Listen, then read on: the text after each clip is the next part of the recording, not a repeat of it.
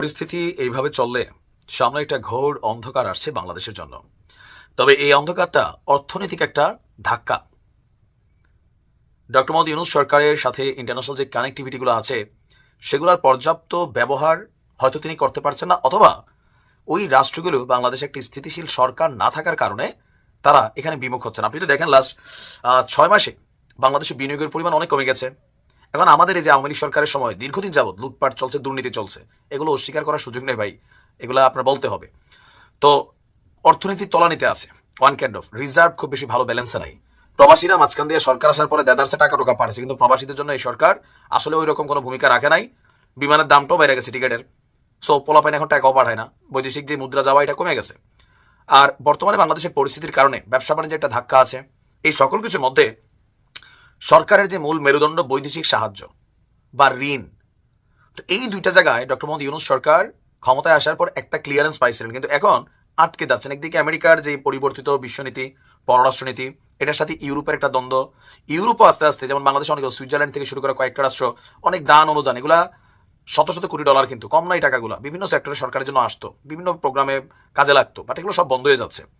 এখন এই মুহূর্তে আইসা এই সরকার ক্ষমতায় আসার পর দ্বিতীয়বারের মতন পিছিয়ে গেছে আন্তর্জাতিক মুদ্রা তহবিল, মানে IMF, বিশ্ব মোড়লদের এই সংগঠন চলমান 470 কোটি মার্কিন ডলারের ঋণ কর্মসূচির চতুর্থ কিস্তির ছাড়ের প্রস্তাবটা পিছিয়ে গেছে। 3টা কিস্তি সম্ভবত আওয়ামী লীগ সরকার থাকতে পাইছিল, অথবা ইউনূস সরকার আসার পর একটা পাইছিলেন। আর এখন যেটা চতুর্থ ধাপ, এটা কিন্তু এখন ক্লিয়ার হচ্ছে না। শীঘ্রই আর এই অর্থ সহায়তা পাবে না বাংলাদেশ সরকার, অপেক্ষা করতে হবে আরো অন্তত 3 মাস, অর্থাৎ আগামী জুনে আমরা যে পঞ্চম কিস্তি পাওয়ার কথা ছিল, 3 মাস পরপর সম্ভবত একটা কিস্তি দেয়, তখন একসাথে চতুর্থ এবং পঞ্চম দুইটা কিস্তি যেন একসাথে ছাড় দেয়, এই বিষয়ে আলোচনা হবে IMF এর নির্বাহী পরিষদের বৈঠকে। গতকালকে আমাদের জেলা প্রশাসক সম্মেলনের দ্বিতীয় দিনে অর্থ মন্ত্রণালয় সংক্রান্ত অধিবেশনে আমাদের যিনি অর্থ উপদেষ্টা আছেন সালাউদ্দিন আহমেদ, তিনি এই কথা বলছেন যে 5ই ফেব্রুয়ারি IMF এর নির্বাহী পরিষদের বৈঠকে বাংলাদেশের জন্য ঋণের চতুর্থ কিস্তি হিসাবে 64 কোটি 50 লাখ ডলার সহায়তার প্রস্তাব ওঠার কথা থাকলেও তা পিছিয়ে গেছে আগামী 12 মার্চ। এখন জানা গেল এই তারিখেও সেই প্রস্তাব উঠছে না। তিনি বলছেন যে জুনে 2 কিস্তি অর্থ ছাড়ের প্রস্তাব একসঙ্গে উঠবে। 4 নাম্বার দিছে না 5 নাম্বার, দুইটা একসাথে দিবে মনে হচ্ছে, জীবনেও দিবে না। তো তিনি বলছেন আপনারা ভাবছেন যে ভিক্ষা করে টাকা পয়সা নিয়ে আসি, আসলে অনেক শর্ত মেনে এবং আমাদের নিজস্ব তাগিদে অর্থ আনতে হয়। আর এখন আমাদের সামষ্টিক অর্থনীতি ভালো চলতে হিসাবে আর্থিক প্রবাসী ইতিবাচক। আর সরকার মনে করছে যে এই বৈদেশিক সাহায্যটা ওইভাবে না আসলেও চলবে, মানে মোটামুটি দেশের ইন্টারনাল যেই ইনকাম সোর্স, রাজস্ব, এগুলো থেকে সম্ভবত কিছুটা পজিটিভ সামনের দিকে নিবে। তো তিনি বলছেন আমরা আশাবাদী যে আগামী জুন মাসে দুইটা একসাথে কি বলা হয় যে মানে ছাড়ের বিষয় আছে।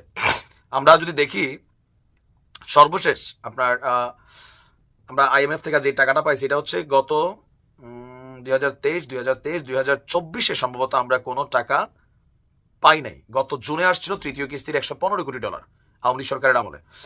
আর এই জুনের পরে কিস্তিগুলা এখন আপাতত বন্ধ আছে। তো এটা সামষ্টিক অর্থনীতিকে একটা ধাক্কা দিচ্ছে, বিশেষ করে বৈদেশিক বিনিয়োগ অনেক কমে যাচ্ছে। ইলন মাস্ক তিনি স্টারলিংক আনবেন বা আরো বৈদেশিক কোম্পানিগুলোকে, ডক্টর ইউনূসও বিশ্ব যে প্রোগ্রামগুলো আছে আপনি দেখবেন, ইউনূস সরকার যেগুলো ইন্টারন্যাশনাল প্রোগ্রাম আছে সবগুলোতে তিনি যান, তিনি সেখানে আলোচনা করেন, তাদেরকে আশ্বস্ত করার চেষ্টা করেন। বাট বাংলাদেশের ইন্টারনাল যে পরিস্থিতিটা, এখানে মানুষ বিনিয়োগ করতে ভয় পায়। আমরা বাংলাদেশের মানুষই তো ভয় পাই ভাই।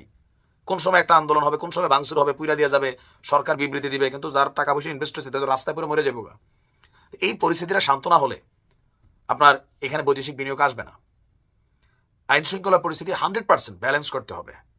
এই যে আপনি ঢাকা শহরে একটা ব্যবসা করার জন্য ফুসি লাগাইবেন, মনে হবে যে চাঁদাবাজি আছে, কেন? এখন তো নতুন বাংলাদেশ, এগুলো এখনো ব্যালেন্স হয় নাই।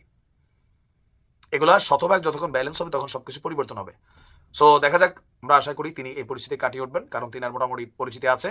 আশাবাদী, আমি হতাশ হই না। দেখা যাক কি হয়। ভালো